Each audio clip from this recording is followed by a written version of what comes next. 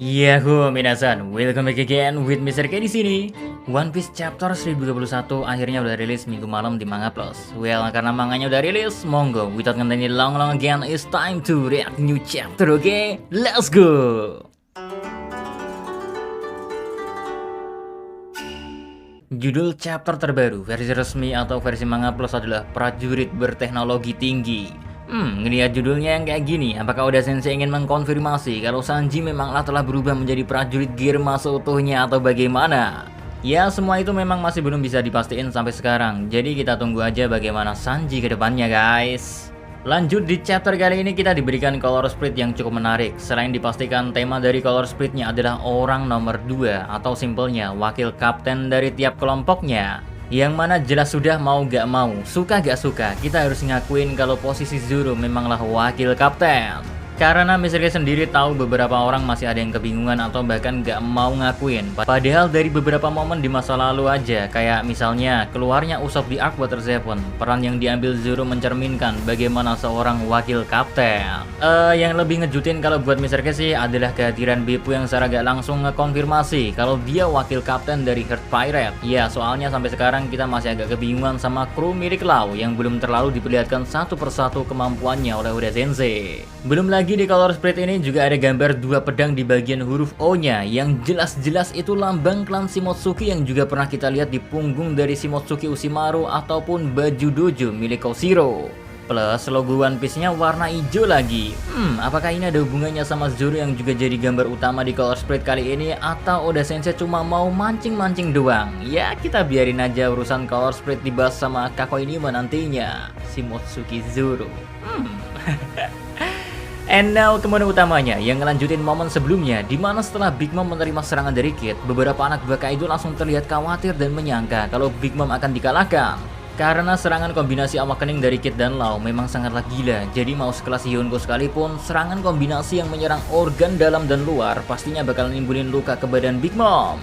Meski seperti yang udah diperkirain keduanya, kalau penggunaan awakening ternyata memang sangatlah melelahkan. Makanya Kid dan Law aja sampai harus ngos-ngosan. Tapi yang anehnya berbeda sama di versi spoilernya ya. Di sini Mr. K gak nemuin perkataan Law yang bilang bagaimana awakening bisa didapatkan. Law cuma terlihat langsung bisa paham gambaran besar dari awakening buah iblis Jiki no Mi milik Kid yang mana memberikan daya magnetis kepada benda lain. Cuma yang jadi pertanyaan Law adalah seberapa besar daya magnetis yang dapat dihasilkan. Sayangnya pertanyaan kayak gitu jelas gak bakal dijawab oleh Kid, guys. Karena kalau Kid ngejawab hal itu, Law bakalan bisa tahu potensi sesungguhnya dari kekuatan yang dimiliki oleh Eustace Kid. Dan nantinya kalau mereka berdua harus bertarung, maka kondisi Kid akan sangat gak menguntungkan karena Law sudah mengerti cara kerja dari Jiki no Mi. Lalu momen pun berlanjut seperti yang kita semua harapin ya. Big Mom gak mungkin kalah begitu aja. Makanya Big Mom terlihat bisa bangkit dan langsung menggunakan kekuatan soul fokusnya. Sehingga beberapa anak buah Kaido yang sebelumnya berada di sekitar Big Mom, jiwa mereka seketika hilang karena kekuatan tersebut. Alias mereka sebenarnya takut pada Big Mom. Menariknya, Big Mom pakai jiwa yang dia dapatkan ke beberapa besi baja yang sebelumnya nimpa dirinya. Padahal kalau dipikir-pikir, hal itu gak terlalu berguna juga karena lawan dari Big Mom adalah Kid yang tetap bisa narik dan ngarahin logam atau besi tersebut sesuka hatinya. Tapi entahlah apakah Big Mom punya rencana lain atau gimana nih.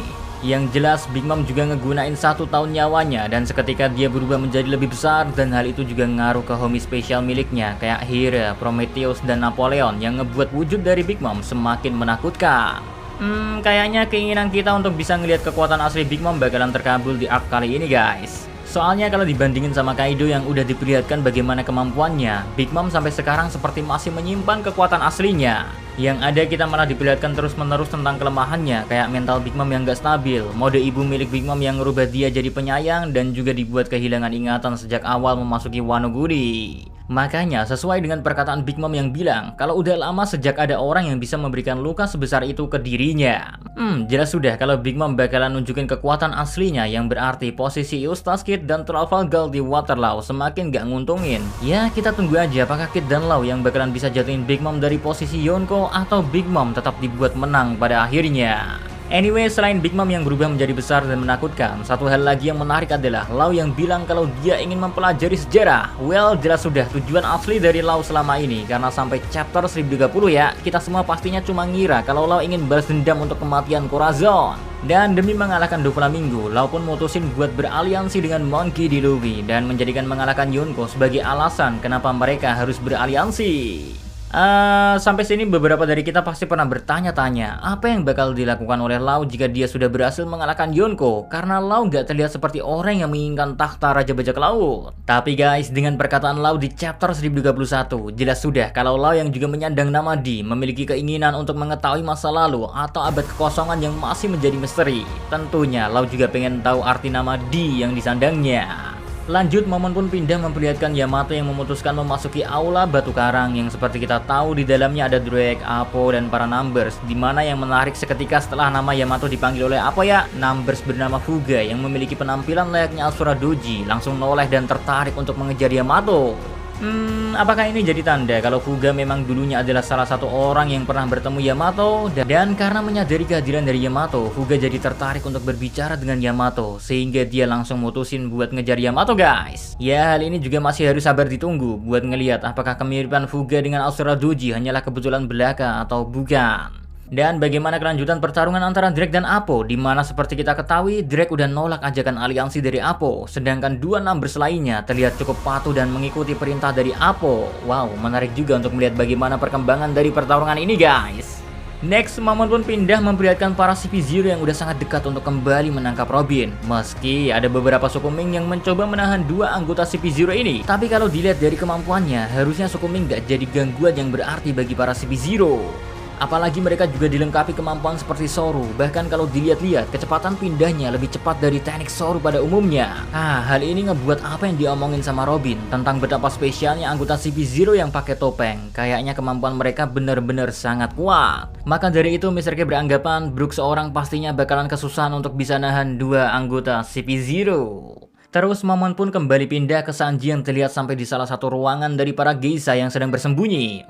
Di momen itu terlihat Sanji dituduh melukai salah satu wanita yang ada di sana. Jadinya Sanji harus dilempari dan diusir. Ya, kenapa Mr. K bilang kalau Sanji masih dituduh? Guys, karena kalau kita lihat dari flashbacknya juga masih belum jelas apakah Sanji memang menyerang wanita tersebut atau enggak. Yang bisa dipastiin cuma Sanji memang bertemu dengan wanita itu dan wanita tersebut memang awalnya enggak dalam kondisi yang terluka. Dan setelah ngejelasin kalau dia adalah geisha yang dibawa dari ibu kota bunga, wanita itu juga minta ke Sanji untuk gak dilukai. Tapi karena ingatan Sanji agak sedikit terganggu, momen pun tiba-tiba ngeliatin wanita itu udah terpental dan sedang dalam kondisi terluka parah. Lalu yang bikin Sanji mengira kalau dia menyerangnya adalah momen dimana wanita itu melihat Sanji dengan tatapan ketakutan dan seluruh tubuhnya terlihat gemetaran. Tapi hal itu aja gak cukup buat ngebuktiin kalau Sanji lah orang yang menyerang wanita itu guys. Di momen itu juga kalian pasti sadar kalau alis dari Sanji seperti ada yang aneh karena berbeda dengan sebelumnya. Ya, hal ini bisa dipastiin bukan sebuah kesalahan penggambaran karena kalau kalian lihat ke momen flashback saat Sanji yang sedang marah ke saudara-saudaranya, di sana terlihat kalau alis Sanji digambar dengan arah yang biasa. Kalau kita perhatiin dari omongan Sanji saat bertemu dengan Queen, dimana dia bilang kalau tubuhnya udah gak kesemutan, dan kita hubungin dengan perubahan alis Sanji yang baru terlihat sekarang. Karena kalau kita balik ke chapter 1029, di sana Sanji masih memiliki alis yang sama. Apakah perubahan alis dari Sanji ini merupakan tanda dari kebangkitan DNA manusia supernya? Karena semua saudaranya pun terlihat memiliki alis yang sama seperti milik Sanji sekarang. Belum lagi Sanji yang kembali berhadapan dengan Queen juga memutuskan buat ngancurin kaleng Red Suit miliknya, yang mana hal itu dikarenakan Sanji sadar kalau Red Suit milik Girma adalah pemicu dari kebangkitan kekuatannya. Makanya di momen selanjutnya, Sanji yang udah nyelipin denden musi ke tubuh Zoro sebelumnya ya, memutuskan untuk menghubungi Zoro untuk meminta bantuan. Jika saja Sanji nantinya memang kehilangan akal sehatnya, Sanji meminta Zoro buat ngebunuh dirinya. Ya, meski selalu diperlihatkan gak akur, tapi kita semua tahu kalau mereka berdua saling percaya dengan satu sama lain. Makanya Zoro aja minta Sanji buat gak kalah dulu, karena Zoro yakin kalau Sanji bisa menangin pertarungan ini. Sementara Sanji di sisi lain yakin meski dia kehilangan akal sehatnya sekarang ya, dia gak perlu lagi khawatir karena ada Zoro yang bakal ngehentiin dirinya nanti. Beberapa dari kalian mungkin bingung kenapa harus Zoro bukannya Luffy yang Sanji mintai pertolongan, padahal orang pertama yang Sanji ingat saat itu sebenarnya Monkey D. Luffy. Well, jawabannya justru karena Sanji sangat mengenal Luffy guys. Sanji tahu kalau Luffy gak bakal mau ngebunuh dirinya meski dia sendiri yang meminta. Mungkin kalian mengira kalau Sanji lebay sampai harus minta dibunuh. Cuman kalau kalian sadar betapa pentingnya emosi bagi hidup Sanji sampai-sampai dia rela mengorbankan salah satu keinginan terbesarnya yaitu bisa menghilang, kalian pasti ngerti kenapa Sanji memilih mati jika memang dia kehilangan akal sehatnya. Dan chapter 1031 pun ditutup sama serangan Hell Memories milik Sanji yang ngebuat Queen sepertinya terpental cukup jauh. So segitu aja buat teriak One Piece chapter terbarunya. Jangan lupa kalau minggu depan libur ya. See you again next time. Adios, Caramelos. Dari jauh beruang. Salam.